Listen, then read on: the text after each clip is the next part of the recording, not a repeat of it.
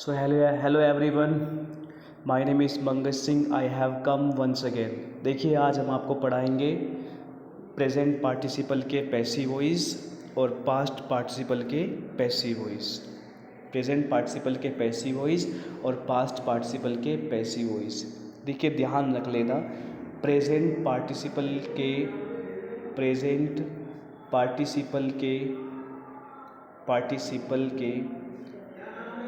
Passive voice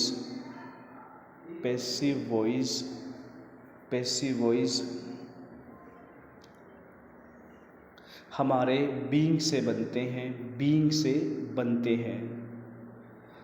present participle के passive voice हमारे being से बनते हैं, जबकि पास्ट पार्टिसिपल के पैसिव वॉइस हमारे पास्ट पार्टिसिपल के पैसिव वॉइस हमारे हैविंग बीन से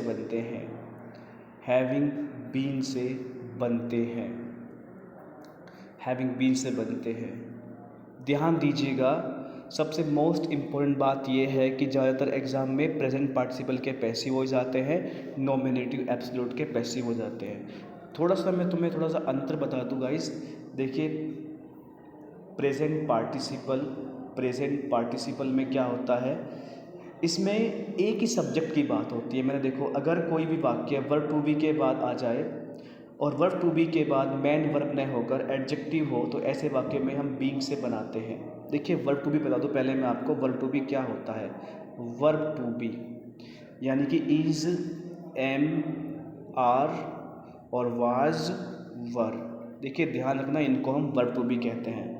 कोई भी वाक्य इनसे शुरू हो रहा हो और इनके बाद एडजेक्टिव हो, मेन वर्ब ना हो, तो वो हमारा, ध्यान रखना, प्रेजेंट पार्टिसिपल होता है और उसका पैसिव वॉइस, ऐसे वाक्यों का पैसिव वॉइस हम बीइंग से बनाएंगे। किससे बनाएंगे बच्चों? बीइंग से बनाएंगे। जैसे कि एग्जाम्पल ध्यान दीजिएगा, I was happy, I was hungry, I took much food. मैं भूखा था और मैंने ज़्यादा भोजन लिया। अब तुम देख सकते हो वाज यानी कि वर्ब टू बी है, इसके बाद हंग्री आ गया यानी कि एडजेक्टिव है, आई टुक मच फूड। सबसे पहले एक बात बता दूं आपको, प्रेजेंट पार्टिसिपल में सिर्फ एक ही सब्जेक्ट की बात होती है। मैं फिर बता रहा हूं आपको, प्रेजेंट पार्टिसिपल में सिर्फ एक ही सब्जेक्ट की बात होती है। जैसे कि यहाँ पे आई की बात है, यहाँ पे आई की बात, तो इसका पैसिव कैसे बनेगा? Being hungry I took much food. ध्यान रख लेना, being hungry I took much food. दूसरा सेंटेंस देखिए, जब दो वाक्य में एक ही सब्जेक्ट की बात हो तो उसके पैसिव वॉइस कैसे बनाते हैं? बीइंग प्लस में एडजेक्टिव, यानी कि बीइंग से पहले कुछ नहीं लगाएंगे हम। ध्यान दीजिएगा, बीइंग से पहले कुछ नहीं लगाएंगे, बीइंग प्लस एडजेक्टिव। देखिए दूसरा सेंटेंस देखिए, Rohit was thirsty, he drink much water. यहाँ पे रोहित की बात हो रही थी, रोहित प्यासा था और उसने अधिक पानी पिया, तो रोहित की बात हो रही है यहाँ पे, तो ये हमारा किससे बनेगा? बीइंग से। तो देखिए being thirsty, Rohit drink much water, तो ये हमारा हो गया प्रेजेंट पार्टिसिपल का पैसिव वॉइस। ध्यान रखना बच्चों, बहुत क्वेश्चन आते हैं इससे। आगे देखिए नॉमिनेटिव एब्सोल्यूट का पैसिव वॉइस भी हमारा बीइंग से ही बनता है। लेकिन इसमें सबसे इम्पोर्टेंट बात यह है कि नॉमिनेटिव एब्सोल्यूट में दोनों सब्जेक्ट डिफरेंट होते हैं। दोनों सब्जेक्ट कैसे होते हैं? डिफरेंट होते हैं, अलग अलग होते हैं। ध्यान रख लेना, यहाँ पर बीइंग से पहले सब्जेक्ट आएगा। क्या आएगा? सब्जेक्ट आएगा। ध्यान रखना, ये बात होती है हमारी नॉमिनेटिव एब्सोल्यूट में। देखिए ध्यान रख लेना, फिर से मैं बता रहा हूँ, इसमें अगर वर्ब टू बी के बाद एडजेक्टिव आए और मेन वर्ब ना आए तो ऐसे वाक्य भी बीइंग से ही बनते हैं। लेकिन इसमें दोनों सब्जेक्ट अलग अलग होते हैं। सबसे इम्पोर्टेंट बात, इसमें दोनों सब्जेक्ट अलग अलग होते हैं। एग्जाम्पल देखिए, मैं आपको एग्जाम्पल देके समझाता हूँ। जैसे कि देखिए I was tired, I did not work. I was tired, I did not work. मैं थका हुआ था, मैंने काम नहीं किया। देखिए तो इसमें दोनों वाक्यों में आई की बात हो रही है, तो हमें पता चलता है कि ये प्रेजेंट पार्टिसिपल का पैसिव वॉइस है। यानी कि यहाँ पर इस वाक्य में जब बनाएंगे तो बीइंग से पहले कुछ नहीं लगाएंगे। तो कैसे बनेगा, बीइंग टायर्ड। अब तुम देख सकते हो वॉज के बाद जो टायर्ड है वो एडजेक्टिव है। Being tired, being tired, being tired, I did not work. तो आपको समझ में आ गया, ये हमारा प्रेजेंट पार्टिसिपल का पैसिव वॉइस है। अब देखिए नॉमिनेटिव एब्सोल्यूट का पैसिव वॉइस क्या होता है। देखिए it is Sunday, it is Sunday today. देखिए थोड़ी राइटिंग ऐसी है लेकिन समझ जाना। It is Sunday today, we shall not go to school, we shall not go to school, go to school. अब आप देख सकते हो दोनों वाक्यों में यहाँ पे संडे है, यहाँ पे वी की बात है। देखिए दोनों सब्जेक्ट अलग अलग हैं, तो यहाँ पे ध्यान रखना जब इसका पैसिव वॉइस बनाएंगे तो बीइंग से पहले कुछ ना कुछ लगेगा ज़रूर, यानी बीइंग से पहले सब्जेक्ट आएगा, तो ध्यान दीजिएगा। देखिए एग्जाम्पल दे रखे हैं मैंने आपके सामने।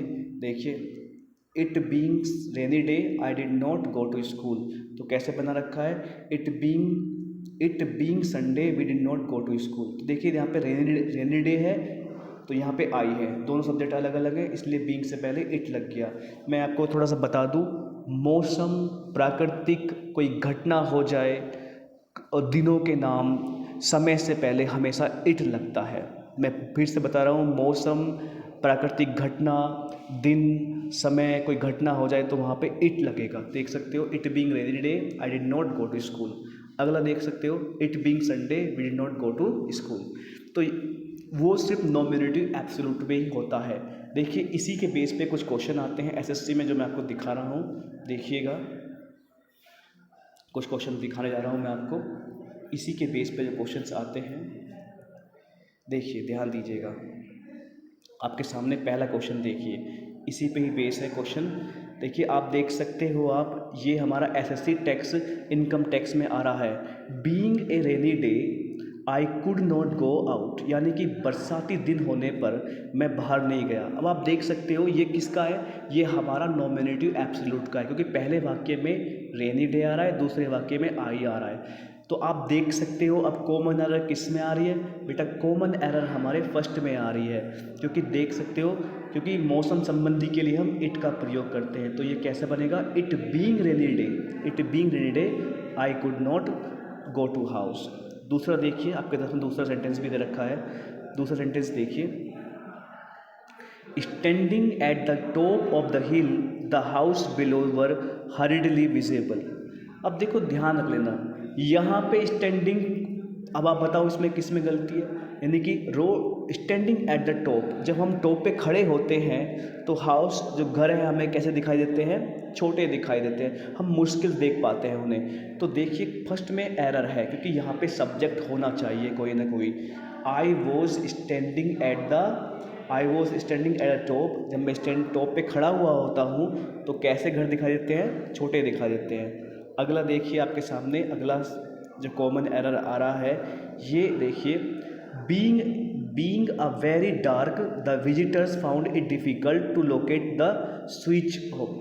अब देखिए बीइंग वेरी डार्क, डार्क क्या दिखाता है बच्चों, मौसम संबंधी, बहुत अंधेरा था।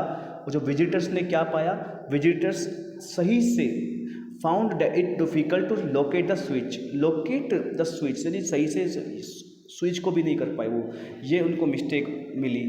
तो देखिए ध्यान रखना, इसमें मिस्टेक किसमें है बच्चों, मिस्टेक हमारी पहले में है, क्योंकि दोनों में सब्जेक्ट अलग अलग हैं, तो यहाँ पे इट बीइंग लगेगा। मैंने बता रहा हूँ मैं आपको,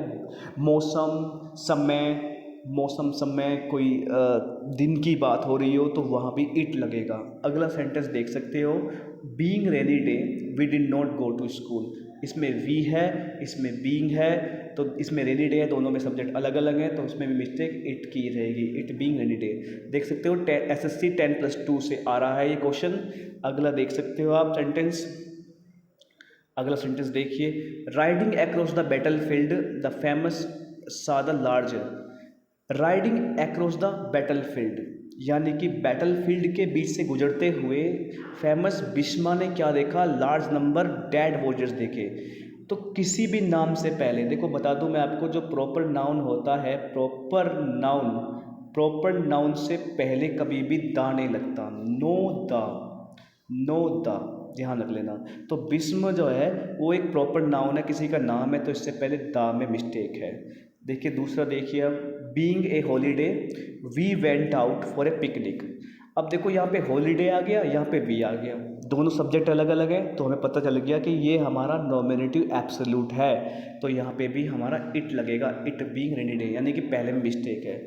सो मैंने आज आपको बताया प्रेजेंट पार्टिसिपल के पैसिव वॉइस कैसे होते हैं और नॉमिनेटिव एब्सोल्यूट के पैसिव वॉइस कैसे होते हैं। फिर से बता रहा हूँ, प्रेजेंट पार्टिसिपल में जो पैसिव वॉइस होते हैं वो भी बीइंग से बनते हैं, नॉमिनेटिव एब्सोल्यूट के जो पैसिव वॉइस होते हैं वो भी बीइंग से बनते हैं, लेकिन प्रेजेंट पार्टिसिपल में एक ही सब्जेक्ट होता है, जबकि नॉमिनेटिव एब्सोल्यूट में दोनों सब्जेक्ट अलग अलग होते हैं। अगर मैं बात करूँ मौसम की, प्रकृति घटना